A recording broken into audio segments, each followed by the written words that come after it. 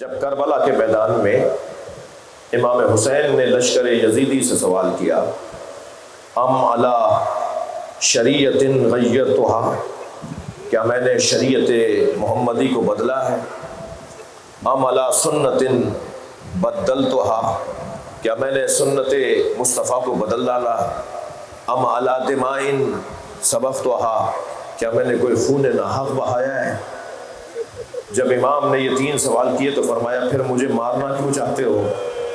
میں نے نہ شریعت بدلی ہے، نہ میں نے سنت بدلی ہے، نہ میں نے خون ناحق بہایا ہے، پھر تم اپنے ہاتھوں کو میرے خون سے رنگین کیوں کرنا چاہتے ہو؟ پھر کیوں مجھے مارنا چاہتے ہو؟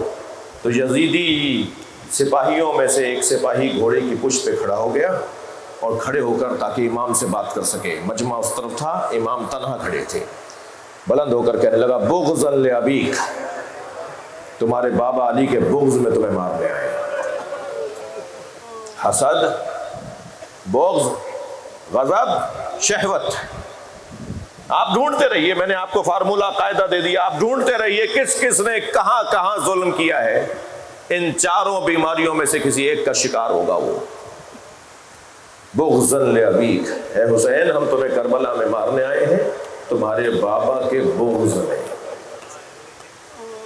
امام حسین کو مارنے والے، شہید کرنے والے دو طرح کے لوگ تھے، ایک حب دنیا کے بیمار اور ایک بغض علی کے بیمار۔ کوفے والے حب دنیا کے بیمار تھے، پیسہ چاہیے تھا انہیں، دولت چاہیے تھی انہیں، اور شام والے بغض علی کے بیمار تھے، ان کے ذہنوں میں علی کا بغض تھا۔